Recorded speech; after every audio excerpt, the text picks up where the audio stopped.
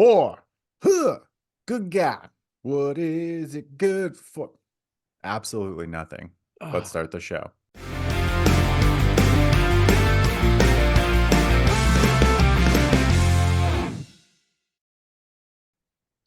Welcome, everybody, to another episode of FYC Film Review. I'm your host, Gandhi. With me, my partner, Naldo. How are you doing, buddy? What's up, man? How's it going, everybody? We're back. We're back. Definitely back. I'm happy that we're back. I'm happy that we're doing this movie. This movie was a recommendation by someone who watches the show, Diojiri Yadav. So the movie is Madras Cafe, years 2013.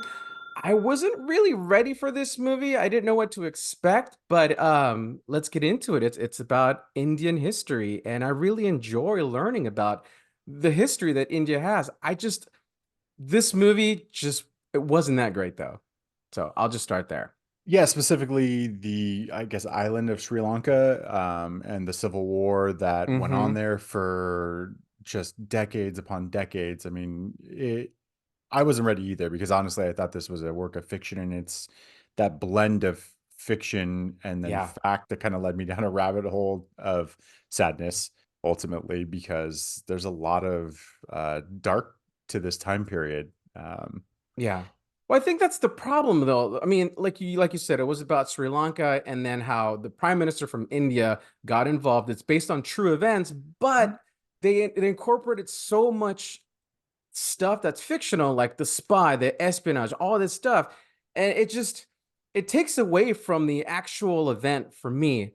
And so that's why I had a problem with this movie. Yeah, I thought there was really good direction by Shoojit Sircar. Yeah. And I was into it at first, but the performances felt a little wooden. John Abraham, the star of the movie, has to kind of carry a lot of the film. There's a little bit too much of the voiceover and the exposition of Yeah. explaining everything that's going on, that it's kind of hard to fit into a 2 hour and 10-minute movie. And Yeah, it's to be long. honest, I don't do well with war films anymore, man. I don't like seeing people shot. I have an adverse reaction to violence and guns, and especially when it comes to historical works of, Sure. entertainment. Like, it's supposed to be Yeah. entertaining, but knowing what you know about it and learning what I did about it, I couldn't get into it. Really? Okay. I was kind of hoping it was going to be kind of like the one that we watched, Sardar Udam, like Mhm. that, along Mhm. those lines. And it really wasn't. The pace of this movie was just all over the place. The cuts were really quick. Some scenes just took forever, and it was just like cut after. You know what it reminded me of? It reminded me of a long-winded episode of 24 with Jack Hmm. Bauer. That's Okay. what it Yeah. reminded me of, you know? Yeah. Yeah, there were almost too many twists and turns to keep up with. It was this person and that person in this department Yeah. and that department, and they're double crossing, and that's ultimately probably what we're going to do our rating on, is how many double crosses, because I just couldn't keep up with all the people that were double crossing everybody. That it took me, it was too much of like the back and forth between like, this is what really happened, and here we're trying to tell a really cool spy story, Right. which left you kind of going, do I need anybody other than the main character? Because Right. to be honest, the journalist did nothing for the Right. movie. Like, what Yeah. did she bring other than getting the whole story dumped on her lap at the very end of the movie? Yeah. And she provided her like source, I think, at the end, right? Right, But that right. was it. Um, okay, so the story is based on the true events, like we talked about, from Sri Lanka, about the prime minister who was assassinated in 1991. His name was Rajiv Gandhi, right? That's what the true events are based off. And that is good history.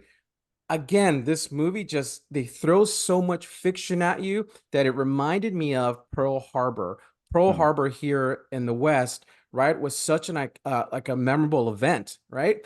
But Hmm. then Michael Bay directed that, and he threw this whole three love story that Hmm. just wasn't needed. This movie, the event leading up to the assassination, fascinating, intriguing, heartbreaking. Give me that. cut away the fluff. By the time that we got to the assassination, I forgot that this guy was in the church telling a story to the preacher.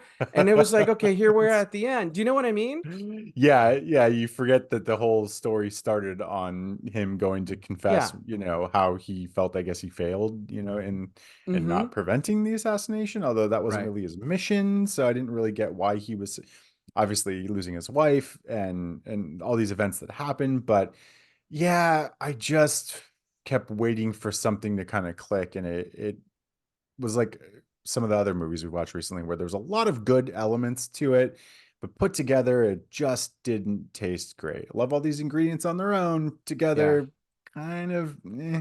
Yeah, I agreed. Again, the history behind all this, love it. I want more. I love the history the fact that we're learning about India's history or watching these movies. I love it. I think it's great. However, I get it. It's movies. They want to expand on it, but this is such a great piece of history that people should know that you don't need all this stuff. Yeah. Tell the story like it is, kind of like the movie we just watched in Atlanta, the bombing in Atlanta, the Olympics, right? Yeah, Richard Jewell, yeah. Richard Jewell, that's such a simplistic movie. They didn't need a whole lot of fluff. Give me something like that for me. Yeah, it's a bit long. There's some good Yeah. action. I thought for the most part, the director did a good job with it, but it just as a whole, I don't know that I would watch it again.